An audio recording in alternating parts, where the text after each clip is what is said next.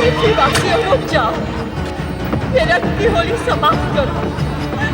ये पृथ्वी माता तुमसे प्रार्थना करती है, रुक जाओ।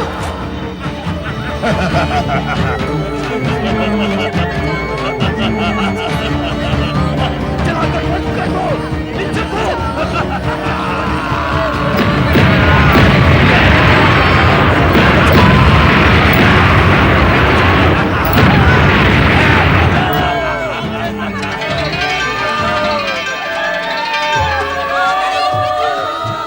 पृथ्वीवासियों रुक जाओ, ये रक्त की होली समाप्त करो। ये पृथ्वी माता तुमसे प्रार्थना करती है।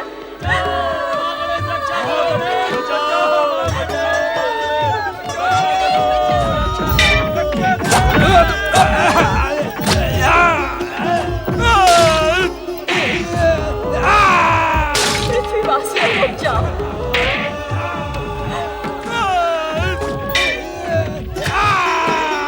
ये रक्त की होली समाप्त करो।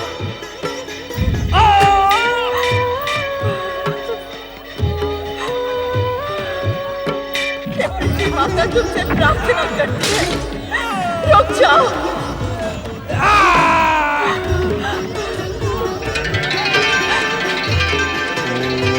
ओम महागणेशाय नमः।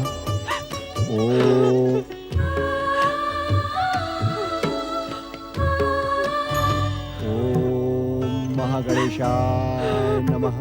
ओम महागणेशा। पृथ्वी माता,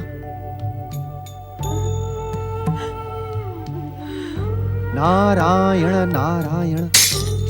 पृथ्वी माता, आप इस प्रकार विलाप क्यों कर रही हैं? विलाप न करूं तो क्या करूं देवर्षि नारद। पृथ्वी लोक पर मानव के रक्त के प्यासे हो गए हैं। अन्न और भोज्य पदार्थ के अभाव के कारण मानव भक्षी हो गए हैं। अधर्म का ऐसा नंगा नाच मैं कभी सह नहीं सकती देवर्षि नारद। नारायण नारायण। माता, यह स्थिति केवल पृथ्वीलोक में ही नहीं, अपितु समस्त ब्रह्मांड की यही स्थिति है। आप तो परम विदुषी हैं पृथ्वी माता। क्या आपको यह ज्ञात नहीं कि इस संसार में व्याप्त समस्त माया प्रथम पूज्य श्री महागणेश की लीला है। वे अपनी इच्छा से इस संसार की रचना करते हैं और केवल अपनी इच्छा मात्र से ही इस संसार के अंत के सूत्रधार बनते हैं। नारायण नारायण। तो क्या अंत काल आ गया है? इससे तो एक ना एक दिन आना ही था माता। ब्रह्मांड में होने वाली समस्त घटनाएं महाप्रलय का ही संकेत दे रही हैं। यह विधि का अटल विधान है, इसमें चिंता कैसी, ये प्रलाप कैसा माता। अब हम सब प्रथम पूज्य श्री महागणेश के हृदय प्रदेश में रहकर मनवंतर की इस महाप्रलय के साक्षी बनेंगे। नारायण नारायण।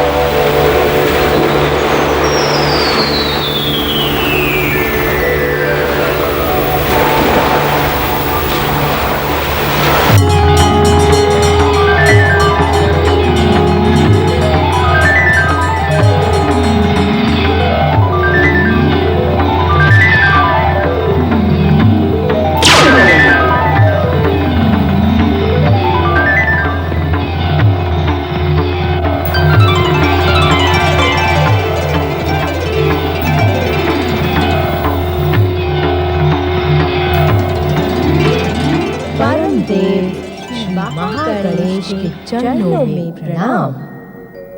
मैं भक्ति हूँ, संपूर्ण भगवान परम देव श्री महागणेश के हृदय प्रदेश में निवास करने वाली भक्ति। और मैं तुम्हें भक्ति के मार्ग तक पहुंचाने वाली पूजा हूँ। श्री महागणेश जब अपनी इच्छा मात्र से अपने लीला संसार को समेट लेते हैं, तब हम उन्हीं के हृदय प्रदेश में आश्रय पाते हैं। परम देव श्री महागणेश के हृदय प्रदेश में आश्रय पाकर ही हमने सृष्टि के इस काल चक्र को भली भांति देखा है। महाप्रलय के अनंत कालों के पश्चात आज हमने परम देव श्री महागणेश के इच्छा प्रदेश में नवीन सृष्टि संरचना की इच्छा का अनुभव किया। तो आइए हम त्रिदेव, देवर्षि नारद तथा सप्त ऋषियों से प्रार्थना करें कि हम सब मिलकर परात् पर ब्रह्म पंचमुखी परम देव श्री महागणेश का आह्वान कर इस मनवंतर की घोर अंधकार रूपी कालिमा और सन्नाटे को चीरने के सूत्रधार बने।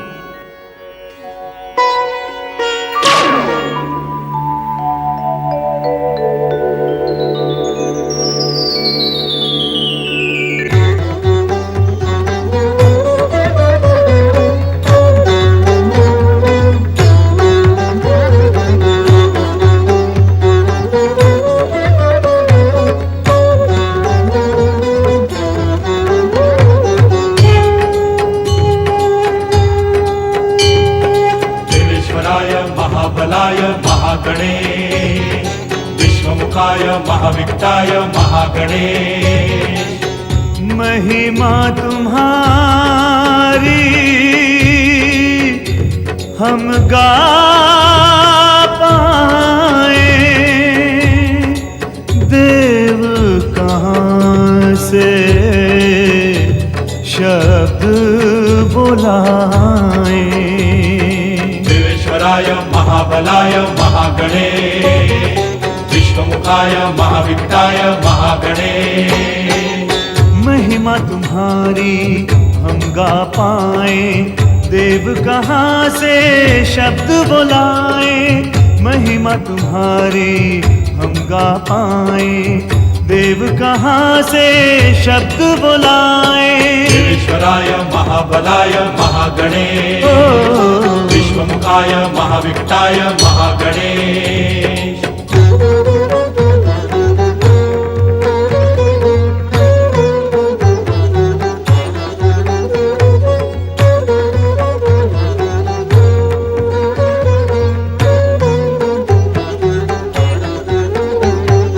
इस वाणी के स्वर तो क्या है, मौन भी तुमको पुकारे। खट खट वासे भवन तुम्हारा, आके पवन बुहारे। सूर्य चंद्रमा तिलक लगाए, हो सूर्य चंद्रमा तिलक लगाए। सागर चरण पखारे। ईश्वराय महाबलाय महागणेश, विश्वमुखाय महाविक्टाय महागणेश।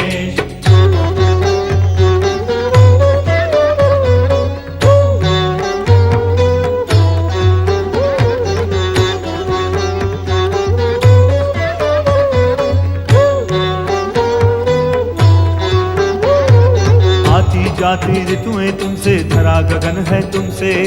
जल में है प्रवाह तुम्ही से, जलते अगन है तुमसे। पांच तत्व का मूल तुम्ही हो, पांच तत्व का मूल तुम्ही हो। चलती पवन है तुमसे। ईश्वराय महाबलाय महागणेश, विश्वमुखाय महाविक्टाय महागणेश।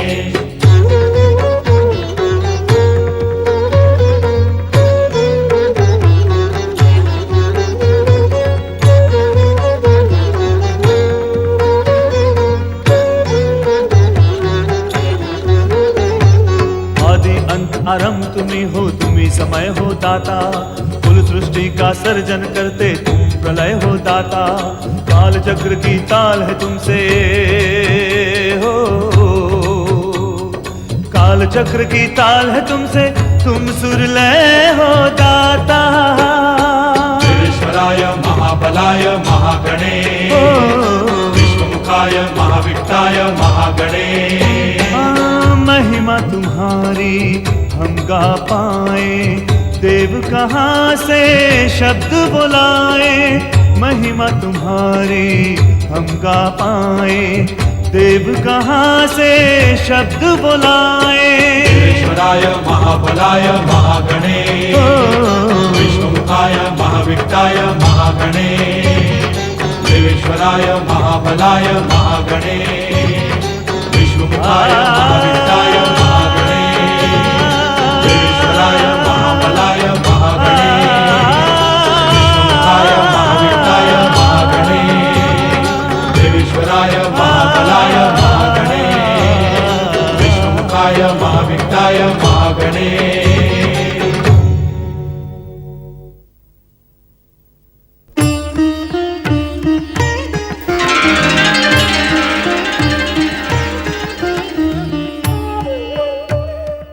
हे मेरी इच्छा से उत्पन्न हुए इस संसार में आश्रय पाने वाले प्राणियों, तुम्हारा ये संसार मेरी लीला मात्र है।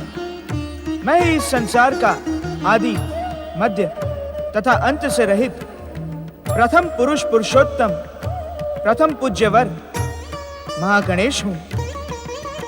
हे मुझ अविघ्नेश्वर की इच्छा से उत्पन्न हुए प्राणियों, तुम अपना जीवन मोह, माया, मद, लोभ, अहंकार से विमुख कर प्रेम, धर्म, सत्य, अहिंसा, सदाचार के शुभ कार्यों द्वारा मुझे समर्पित करो।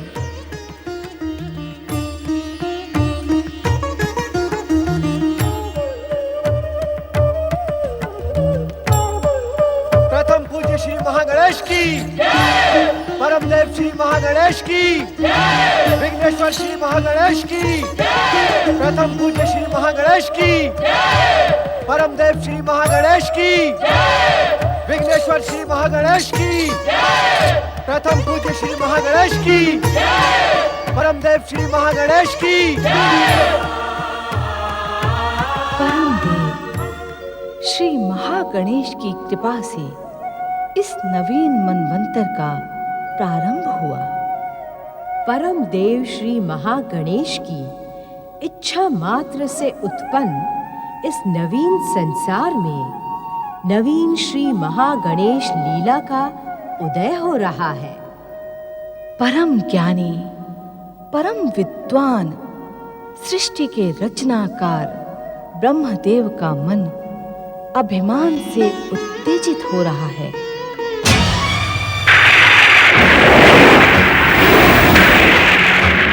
हम ब्रह्मा है, ब्रह्मा सृष्टि के रचनाकार, प्राणियों के भाग्य विधाता, परमपिता ब्रह्मा। इस संसार में हमसे श्रेष्ठ कोई नहीं।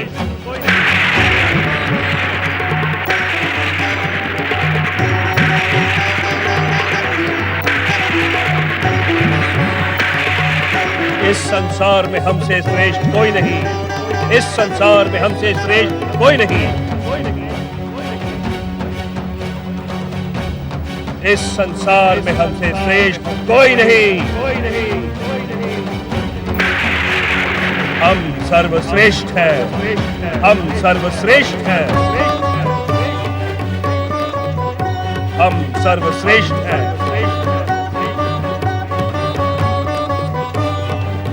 हम सर्वपूज्य हैं। सर्वपूज्य हैं। सर्वपूज्य हैं।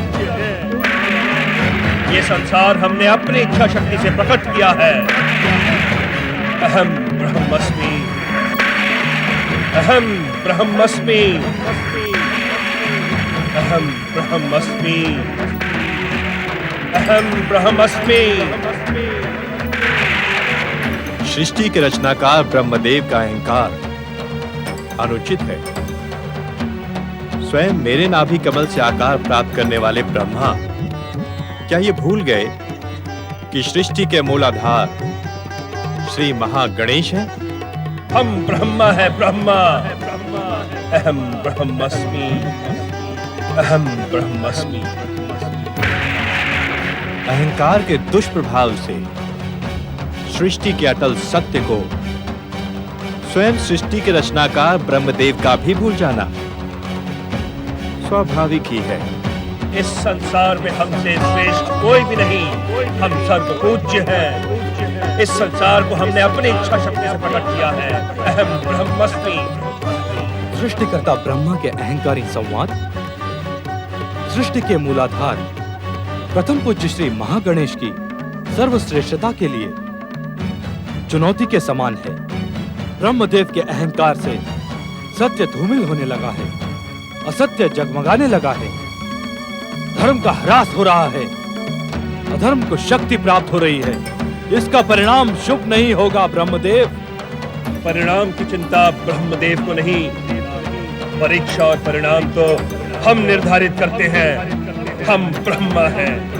अहम ब्रह्मस्मि, अहम ब्रह्मस्मि, अहम ब्रह्मस्मि।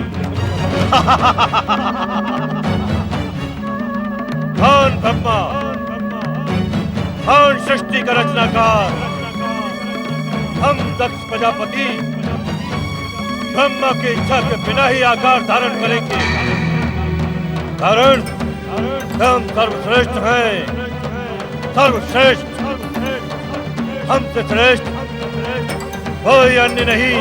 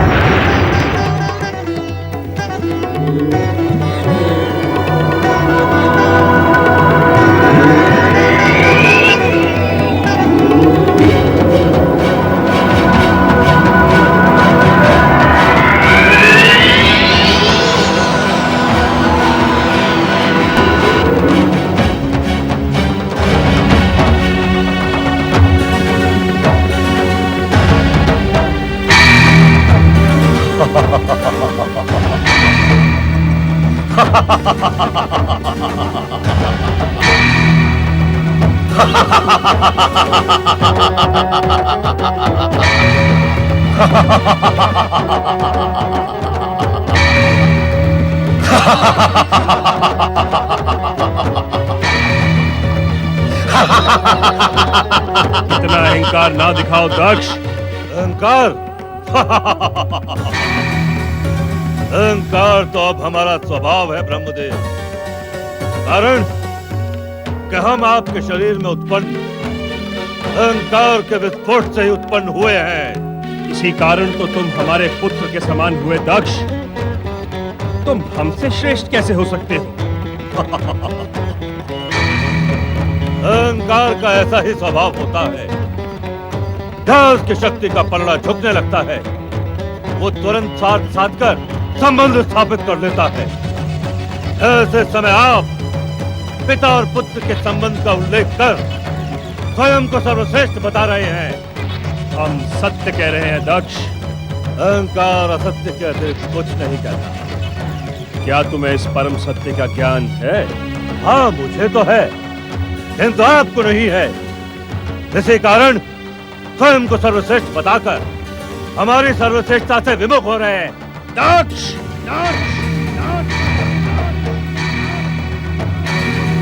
उत्तेजित न हो ब्रह्मदेव।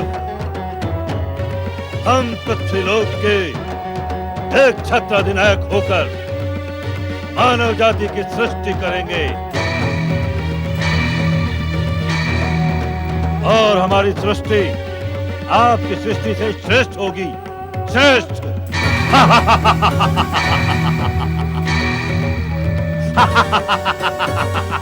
दक्ष, तुमने अपने जन्मदाता सृष्टि के रचनाकार ब्रह्मदेव को चुनौती देने का दुस्साहस किया है। एक पुत्र के कर्तव्य से विमुख होकर तुमने पुत्र पाने का अधिकार खो दिया है।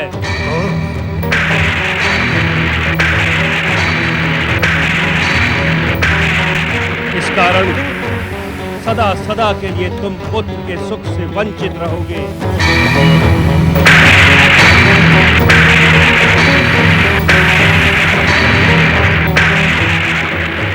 केवल कन्याओं के पिता बनोगे।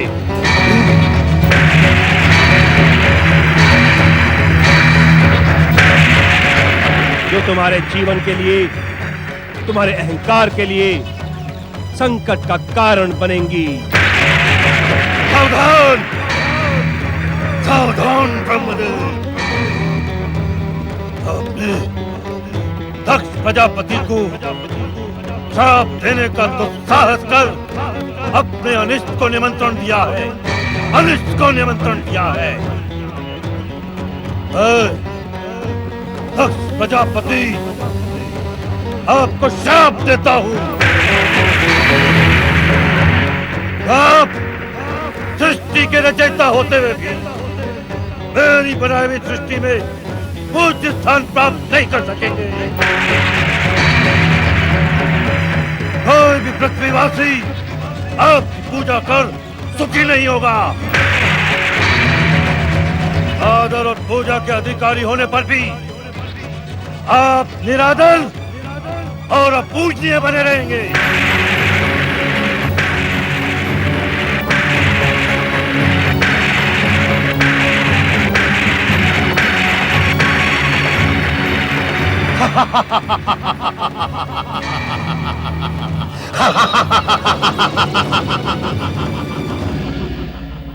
नारायण नारायण। अपने मानस पिता ब्रह्मदेव का अभिमान और भैया दक्ष का प्रतिशोध देखकर निरंतर श्री हरि की भक्ति में लगा मेरा ये मन और अधिक व्याकुल हो गया है। जिज्ञासा की उद्विग्नता बढ़ती ही जा रही है, किंतु श्री महागणेश के अतिरिक्त इस नारद की जिज्ञासा का शमन और कौन करेगा? किंतु मैं श्री महागणेश को कहां ढूंढूं? वे तो केवल अपनी कृपा से ही अपने भक्तों को दर्शनों का लाभ प्रदान करते हैं।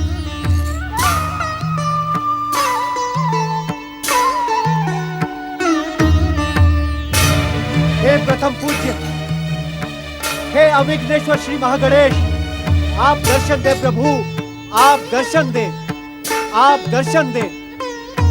आप कहां हैं श्री महागणेश? आप दर्शन दे प्रभु। अपने इस भक्त नारद की जिज्ञासा के शमन हेतु दर्शन दे प्रभु। हे महागणेश, आपको मैं कहां ढूंढूं प्रभु? आप कहां हैं महागणेश? हे चिंताहरण श्री महागणेश, दर्शन दे महागणेश। नारायण नारायण। हे श्री महागणेश, आपको मैंने यत्र तत्र सर्वत्र ढूंढा, किंतु ऐसा प्रतीत होता है कि इस दीनहीन नारद के भाग्य में आपके दर्शनों का लाभ नहीं है।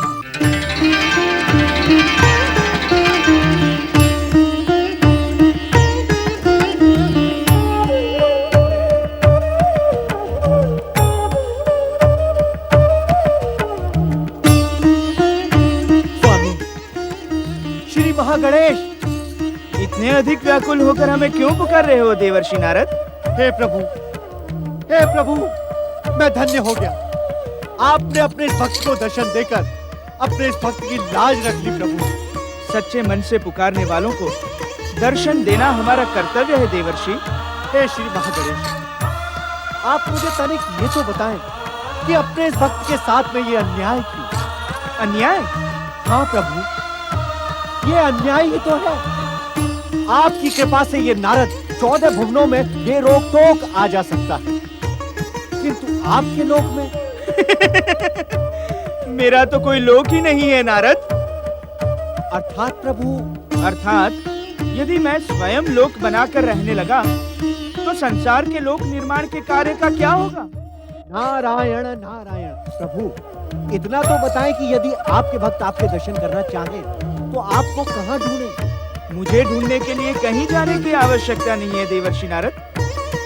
मैं तो इस सृष्टि के कण कण में विद्यमान हूँ। जहाँ मुझे सच्चे मन से पुकारोगे वहीं मैं प्रकट हो जाऊंगा। जय जय श्री महागणेश। नारद, सृष्टि के कर्ता ब्रह्मदेव तथा दक्ष प्रजापति के अहंकार की भीषण टक्कर देख तुम इतने व्याकुल तथा उद्विग्न क्यों हो रहे हो? हे श्री महागणेश, नारद की उद्विग्नता और व्याकुलता का कारण है उसकी जिज्ञासा। कृपा कर इतना तो बताएं कि इन अभिमानों की भयंकर टक्कर का परिणाम क्या होगा? दक्ष का अभिमान ही उसकी दुर्दशा का कारण बनेगा नारद। जय जय श्री महागणेश। और मेरे मानस पिता ब्रह्मदेव के अहंकार का परिणाम क्या होगा प्रभु? ब्रह्मदेव के अहंकार का परिणाम स्वयं दक्ष ने घोषित कर दिया है नारद। वे उस पूजनीय पद के अधिकारी नहीं होंगे जो भगवान विष्णु तथा भगवान शिव को प्राप्त होगा। ब्रह्मदेव पूजनीय तथा त्रिदेवों में से एक होने पर भी वे पूजा के अधिकारी नहीं होंगे।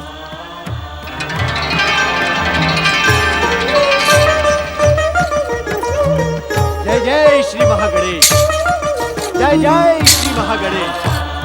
नारायण नारायण।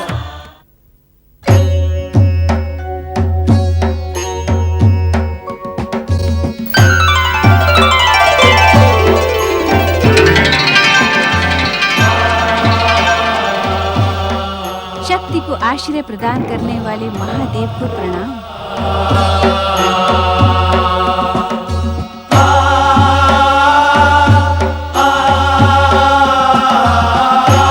महादेवी शक्ति, आप तो सदा सदा हमारे अस्तित्व में ही समाई रहती हैं। हाँ स्वामी, संसार की शक्ति का आश्रय तो आप ही हैं। शिव आपका आश्रय है अथवा स्वयं आपसे आश्रय पाता है, ये चिंतन का विषय है, क्योंकि शक्ति के बिना शिव भी शव है। कहें, इस समय प्रकट होने का उद्देश्य क्या है? मानवीय स्वरूप में जन्म लेने की आकांक्षा के कारण ही मैं आपके सन्मुख प्रकट हुई हूँ। मानवीय जीवन प्राप्त करना अत्यंत ही सौभाग्य की आकांक्षा है, परंतु मानवीय जीवन में सुख के साथ दुख भी समान रूप से उपस्थित रहता है। पति रूप में आपको पाकर आपकी सेवा करने का महान सुख प्राप्त करने की आकांक्षा में शक्ति के लिए संसार का हर दुख सुख बन जाए। अर्थात आपका मन मातृत्व का सुख प्राप्त करने को लालायित है। हाँ अंतर्यामी, मातृत्व का गौरव प्राप्त करना नारी जीवन की सर्वश्रेष्ठ अभिलाषा होती है। आप मौन क्यों हो गए प्रभु? मानवीय जीवन की नियति से अनभिज्ञ नहीं है महादेवी। मानव मन की समस्त आकांक्षाएं पूर्ण नहीं होती। कहीं आप मानवीय रूप में जन्म लेकर परिस्थितियों के दुष्चक्र में उलझ न जाएं। महादेव, शिव की शक्ति क्या परिस्थितियों के दुष्चक्र में उलझ सकती है? महादेवी, मानव नियति से जुड़ने के पश्चात यदि आप अलौकिक संयोग प्राप्त करेंगी, तो क्या मानव जाति आपको अपना आदर्श बनाएगी? मैं आपकी बात से सहमत हूँ स्वामी। मैं बिना अलौकिक सहयोग के मानव जीवन के दुख झेलने को भी प्रस्तुत हूँ। महादेवी, इस पुनीत कार्य के लिए आप उचित अवसर की प्रतीक्षा क्यों नहीं करती? कब आएगा वो उचित अवसर? वो तो परमदेव श्री महागणेश की इच्छा पर ही निर्भर है। श्री महागणेश?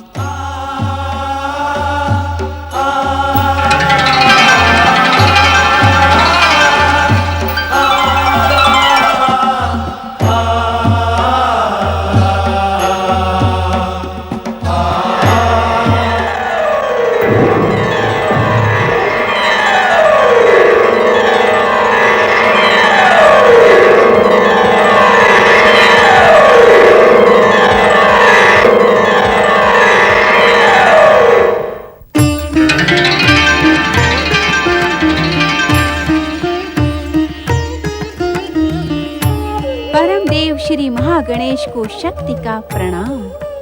मातृशक्ति, आप जगत पूज्य हैं। मुझ महागणेश में रचना शक्ति के जो अंश विद्यमान हैं, वे आप ही की शक्ति के तत्व से प्राप्त हुए हैं। सर्वेश्वर श्री महागणेश, आप तो सृष्टि के मूलाधार हैं। आप प्रथम पूज्य हैं। आप ही सृष्टि के समस्त जड़ चेतन की वंदना के अधिकारी हैं। मैं आपके सन्मुख एक आकांक्षा लेकर प्रकट हुई हूँ। आपकी आकांक्षा का ज्ञान हमें भली भांति है मातृशक्ति। आपने महादेव शिव के सम्मुख जो मानवीय रूप धारण करने की इच्छा प्रकट की है, उसके पीछे आपकी माता बनने की कामना है। आपने पुत्र रूप में हमें प्राप्त कर हमें गौरव प्रदान करने की अभिलाषा की है। आप तो बिना कहे ही सब कुछ जान गए सर्वेश्वर श्री महागणेश। आप कृपा करके मेरी अभिलाषा भी पूर्ण करें। हे मातृशक्ति, आपकी अभिलाषा पूर्ण कर आपकी गोद में खेलने के लिए मेरा मन अभी से मचल रहा है। किंतु क्या श्री महागणेश? हम भी भगवान शिव की बात से सहमत हैं मातृशक्ति। ये समय मानवीय अवतार धारण करने के लिए उचित नहीं है। कारण? मातृशक्ति, आपको हमें पुत्र के रूप में प्राप्त करने के लिए लंबी प्रतीक्षा करनी होगी। मैं आपको पुत्र रूप में पाने के लिए लंबी प्रतीक्षा नहीं कर सकती श्री महागणेश।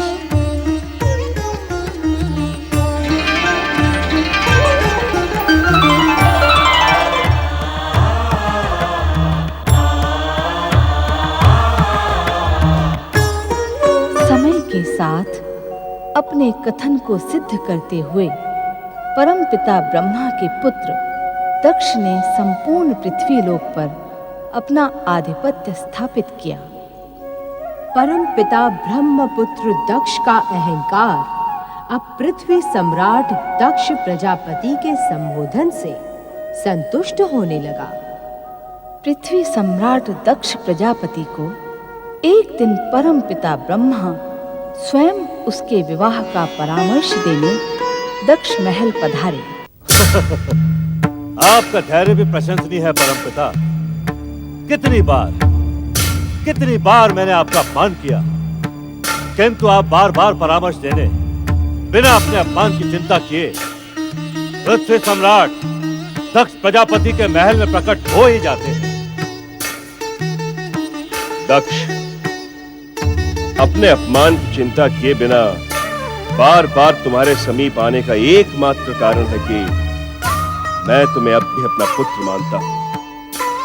तुम्हारे अहंकार, स्वार्थ और दुष्टता को यही सोचकर बार बार मैं क्षमा करता हूं कि यदि शरीर का कोई अंग रोगग्रस्त हो जाए तो उसे काट कर फेंकते नहीं, अभी तो उसका उपचार करते हैं।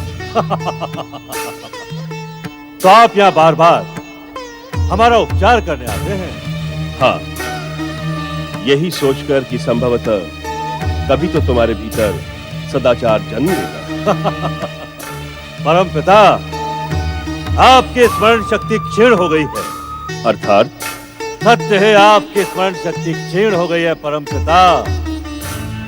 क्या आपको स्मरण नहीं कि हमारा अवतार आपके शरीर के भीतर उपजे अहंकार के विस्फोट से हुआ था? आपका अहंकार तो दक्ष प्रजापति को अवतार धारण करने न देता, किंतु हमने स्वयं अपनी इच्छा से अवतार धारण किया है। इस कारण न तो कोई हमारा पिता है, न ही हम किसी के पुत्र हैं। ये तुम्हारी सोच हो सकती है, किंतु मेरे लिए तुम पुत्र ही हो।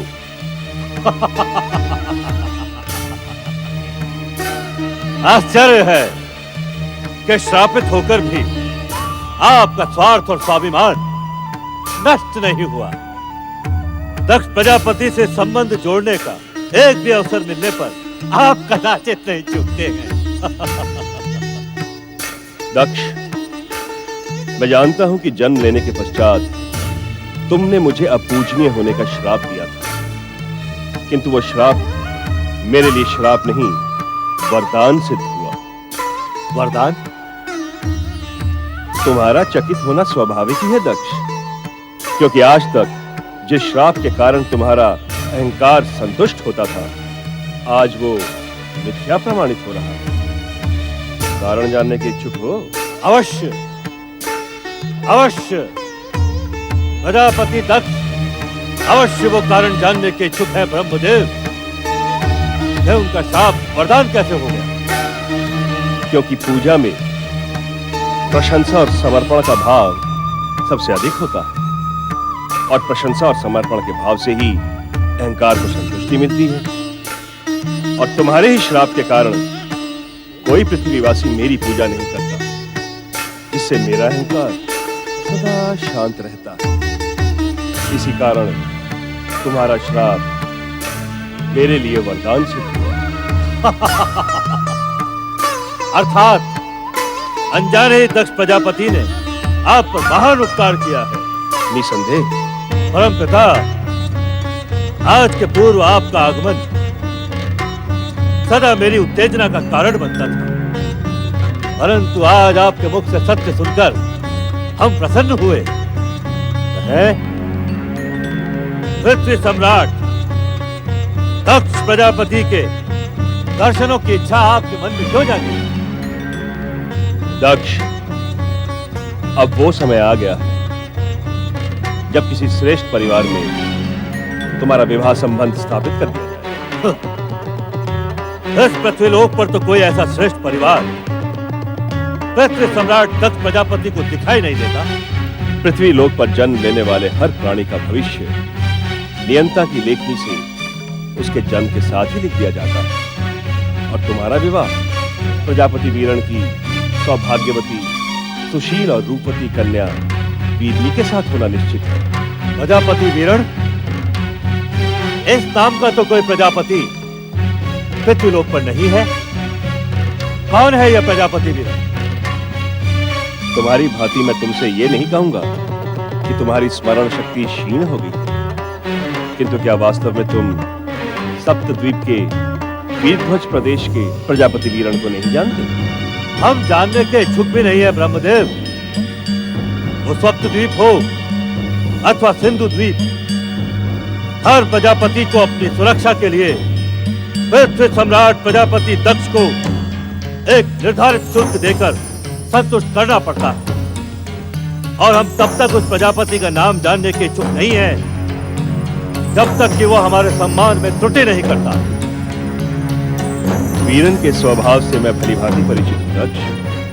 वो तुम्हारे तो क्या, किसी के भी सम्मान में त्रुटि नहीं करता। इसी कारण मेरा परामर्श है कि तुम प्रजापति वीरन की कन्या से अपने विवाह की स्वीकृति दे दो। हमारी स्वीकृति से पूर्व आप वीरण से कहें कि वो कन्यादान के लिए हमारी सेवा में उपस्थित होकर हमें अपनी प्रार्थना करके प्रसन्न करें।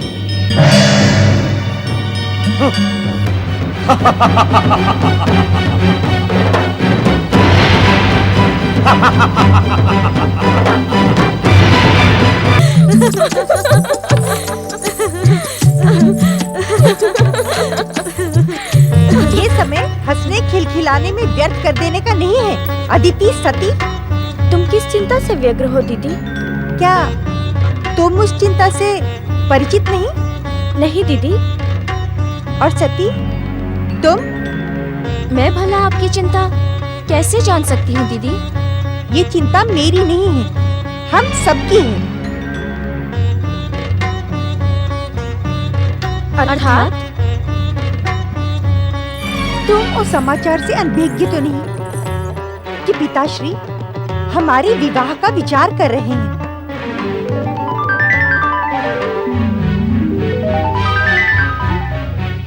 भीरू स्त्रियों की भांति लज्जा करने की आवश्यकता नहीं है। हमें अपने भावी पतियों का निर्णय स्वयं करना होगा।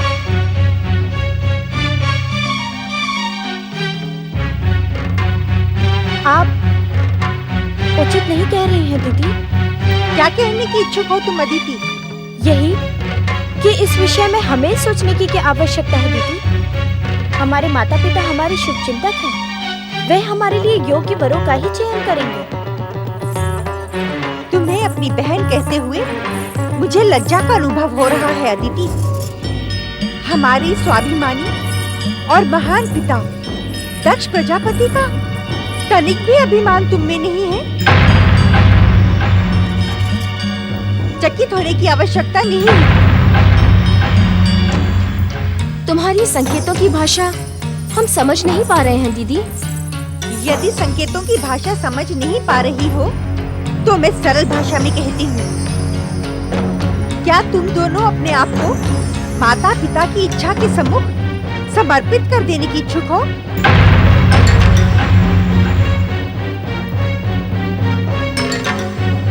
परंपरा तो ऐसी ही है दीदी। परंपरा? हम दक्ष प्रजापति की पुत्रियां हैं। ये पृथ्वीलोक हमारी संपत्ति है। सामाजिक परंपराएं हमें निर्णय लेने के लिए बाध्य नहीं कर सकती। किंतु क्या भविष्य तुम्हारे निर्णय को अनुचित नहीं कहेगा? भविष्य से भयभीत होकर दीदी अपना सौभाग्य बदल नहीं सकती, अपितु अपने निर्णय से भविष्य को अपनी प्रशंसा करने के लिए विवश कर देगी। जानती हो क्यों? क्यों दीदी? क्योंकि दीदी को अपने लिए असाधारण महापुरुष पति की अभिलाषा है, जिसका निर्णय वह स्वयं करेगी, स्वयं।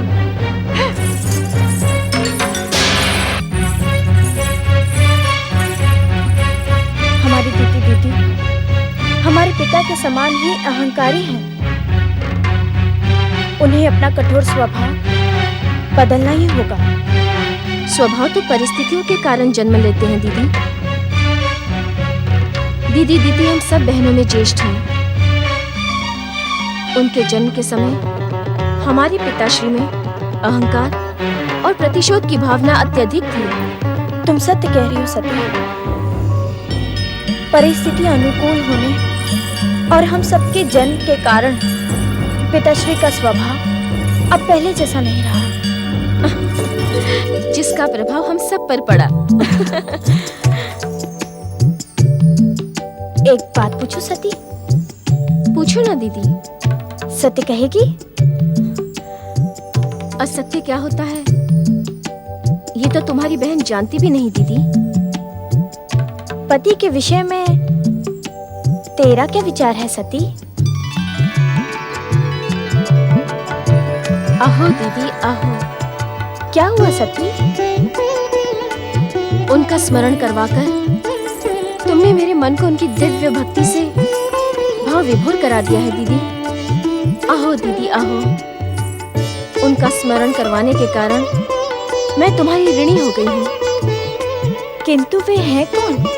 जन्म जन्मांतर से मुझे आश्रय प्रदान करने वाले मेरे पति परमेश्वर महादेव शिव हैं दीदी। उनके अतिरिक्त मैं किसी और के विषय में विचार भी नहीं कर सकती। किंतु माता पिता ने इसके विपरीत निर्णय लिया तो? निश्चिंत रहो दीदी।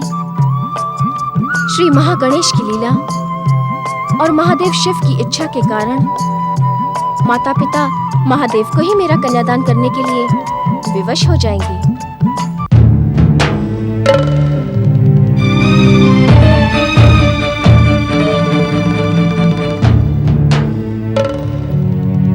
अब इस विषय पर और अधिक सोच विचार करने की आवश्यकता नहीं है महारानी। किंतु स्वामी। महारानी, आप भली भांति जानती हैं कि किंतु परंतु जैसे शब्द हमें तनिक भी प्रिय नहीं, और जब ये शब्द हमारे निर्णय के मध्य आते हैं तो हमारा स्वाभिमान विध्वंसक होने को उतावला हो जाता है। क्षमा स्वामी क्षमा। मेरी बात को अन्यथा ना ले। मैं तो केवल प्रार्थना कर रही थी। नहीं, किसी प्रार्थना की कोई आवश्यकता नहीं है महारानी। हम अपनी कन्याओं के लिए स्वयं ही महान और असाधारण महापुरुषों का चयन करेंगे। स्वामी, क्यों ना हम अपनी महान कन्याओं के लिए एक भव्य स्वयंवर का आयोजन करें? स्वयंवर? हाँ स्वामी, स्वयंवर तो मानव जाति की परंपराओं के अनुकूल है। महारानी, हम मानव जाति की परंपराओं का अनुसरण नहीं करेंगे। हम अपनी परंपरा स्वयं निर्मित करते हैं। संभवतः आप स्वयंवर का अर्थ नहीं जानती। स्वयंवर का अर्थ? हाँ, स्वयंवर का अर्थ होता है कि पति चुनने का निर्णय कन्या को सौंप दिया जाए। इसमें अनुचित क्या है स्वामी? जिसे जीवन व्यतीत करना है, ये अधिकार उसी को मिलना उचित है। अधिकार? तो क्या हम अपने अधिकार से वंचित हो जाएं? अर्थात? महारानी, हम अपनी कन्याओं के भविष्य का निर्माण स्वयं करेंगे। महारानी, हम भली भांति जानते हैं कि हमारी पुत्रियों की योग्य कौन कौन है।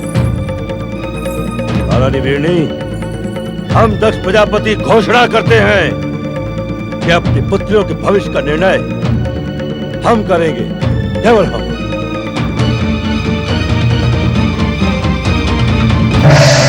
दक्ष, ब्रह्मदेव, आप इस समय यहाँ? पुत्र, तुम्हें चिंता मुक्त करने के उद्देश्य से ही मैं यहाँ प्रकट हुआ हूँ। चिंता? दक्ष प्रजापति को चिंता? इस पृथ्वीलोक के एकमात्र प्रजापति दक्ष प्रजापति को चिंता? ब्रह्मदेव, जिस दिन चिंता को अपने अस्तित्व से मोह समाप्त हो जाएगा, उस दिन वो दक्ष प्रजापति की ओर आंख उठाकर देखने का भी तो साहस करेगी। स्वामी, परमपिता ब्रह्मा जी परम आदरणीय हैं। वे किस उद्देश्य से यहाँ पधारे हैं, आप सुन तो ले। हम भली भांति जानते हैं कि कौन कितना आदरणीय है। किस उद्देश्य से आए हैं आप यहाँ? पुत्र दक्ष, तुम्हारी पुत्री और हमारी पौत्री प्रिय सती का विवाह महादेव शिव से पूर्व निश्चित है।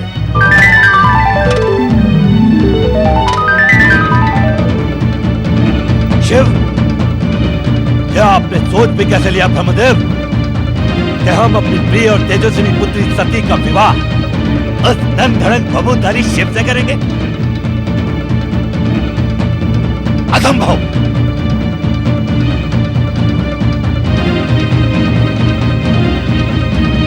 दक्ष, संभवतः तुम महादेव शिव की महानता से अपरिचित हो, इसी कारण तुम उनके प्रति अपमानजनक शब्दों का प्रयोग कर रहे हो। प्रजापति दक्ष अपनी महानता के अतिरिक्त किसी अन्य की महानता को जानने का इच्छुक भी नहीं है ब्रह्मदेव। तुम्हें परामर्श देना हमारा कर्तव्य था। आपको परामर्श देने के लिए हमने आमंत्रित नहीं किया था। तुम आमंत्रित करो अथवा ना करो, किंतु ब्रह्म वाक्य अटल है। तुम्हारी पुत्री सती शिव संगिनी शक्ति का मानवीय अवतार है। ये तो संयोग मात्र है कि मातृ शक्ति ने तुम्हारी पुत्री के रूप में जन्म लेकर तुम्हें कृतार्थ किया है।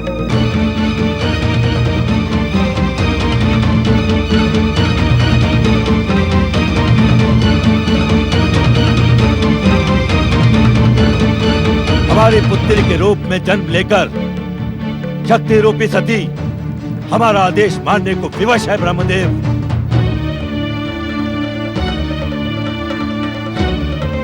और हमारा आदेश है कि सती का विवाह उस नंग धड़म बबूधारी शिव से कदापि नहीं होगा, कदापि नहीं।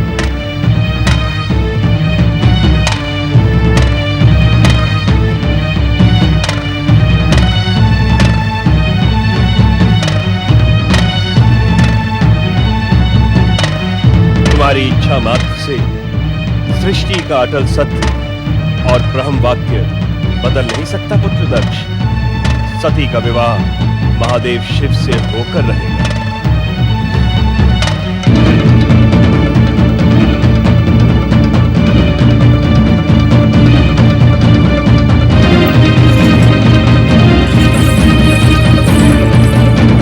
असंभव।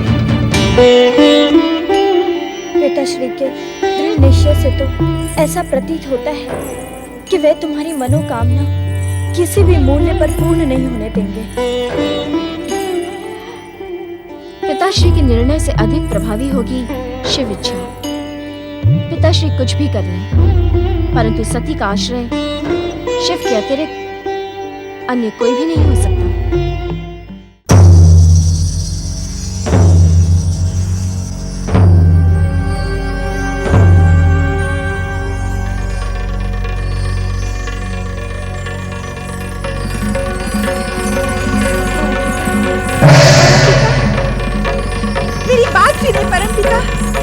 मुझे दर्शन दे परमपिता, मेरी बात सुनिए। मुझे दर्शन दे परमपिता, मुझे आपसे कुछ कहना है। परमपिता दर्शन दे। प्रणाम परमपिता। अखंड सौभाग्यवती भव पुत्री। तुम मुझे इस प्रकार क्यों पुकार रही थी पुत्री दीदी? इस प्रकार मेरी उपेक्षा क्यों परमपिता? आप मेरे साथ ऐसा अन्याय क्यों कर रहे हैं? उपेक्षा? अन्याय? मैं कुछ समझा नहीं पुत्र। आप तो हर मन की बात जानते हैं परमपिता। मैं दक्ष प्रजापति की ज्येष्ठ पुत्री और आपकी ज्येष्ठ पौत्री हूँ, किंतु आपने मेरी उपेक्षा करके मेरी छोटी बहन सती के विवाह संबंध की घोषणा कर दी, जबकि दक्ष कन्याओं में विवाह का प्रथम अधिकार मेरा है। पुत्री दीति, हर किसी के भविष्य का कथन करना उचित नहीं होता, इससे भ्रम उत्पन्न होता है। नहीं परमपिता, अब मुझे भी मेरे भावी पति के विषय में बताएं। ये अनुचित है पुत्री। ब्रह्मवाक्य अटल सत्य होता है परमपिता, वह अनुचित कैसे हो सकता है?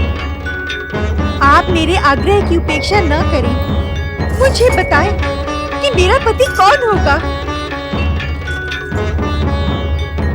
तुम्हारा ही नहीं, अदिति आदि प्रजापति दक्ष की कुल 13 कन्याओं का विवाह कश्यप ऋषि के साथ होगा। ये आप क्या कह रहे हैं परमपिता? मैं इस अन्याय को कदापि स्वीकार नहीं करूंगी। क्या कहने की इच्छुक हो तुम? मेरे पति पर केवल मेरा अधिकार होगा। मैं किसी अन्य का हस्तक्षेप कदापि स्वीकार नहीं करूंगी। अपने पिता दक्ष के समान तुम्हारा स्वभाव भी हठी है, किंतु प्राणी लोक का हर प्राणी नियति के आगे विवश है। अर्थात? जिस प्रकार तुम्हारी बहन सती का भविष्य महादेव शिव से जुड़ा है, उसी प्रकार तुम 13 बहनों का भाग्य कश्यप ऋषि से जुड़ा है। मैं इस अटल नियति को पलट दूंगी, इसे कदापि स्वीकार नहीं करूंगी। कठोर से कठोर हठ साध कर भी तुम इस अटल नियति को बदल नहीं सकते। आप इस सत्य से भली भांति परिचित हैं परमपिता कि मैं अपने पिता दक्ष के समान ही हठी स्वभाव की हूँ। नियंता की नियति को मैं अपने हाथ से बदलने पर विवश न कर दूं, तो मेरा नाम भी दक्ष पुत्री दिति नहीं है।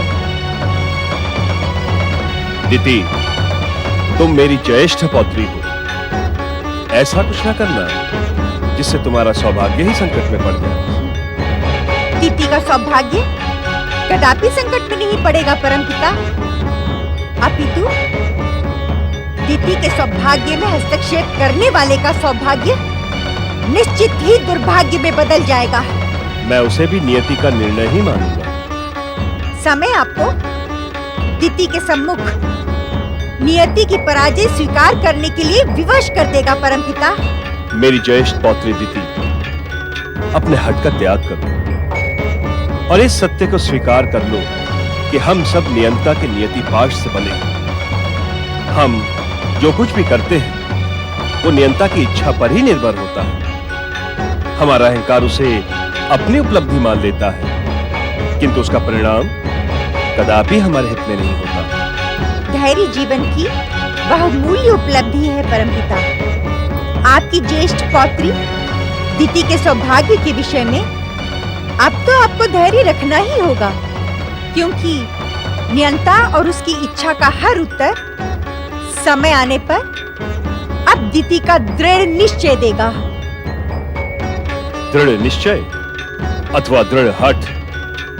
जिसे मैं दृढ़ निश्चय समझती हूँ, यदि आप उसे हठ समझें तो मुझे तनिक भी आपत्ति नहीं है परमपिता, क्योंकि मुझे निश्चय और हठ में कोई स्थायी अंतर नहीं दिखाई पड़ता।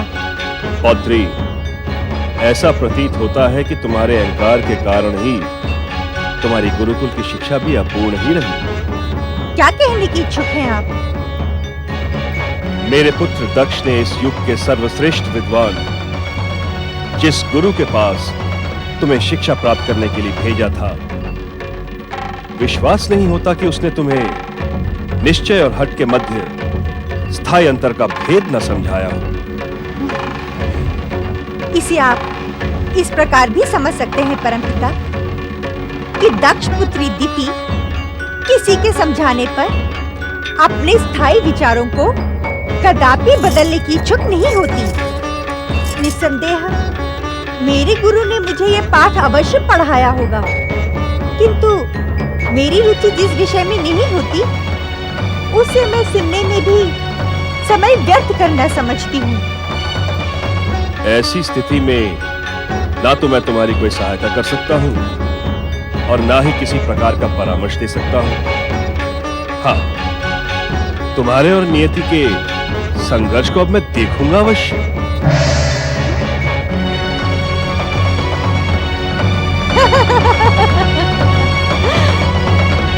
अवश्य देखना परमपिता, अवश्य।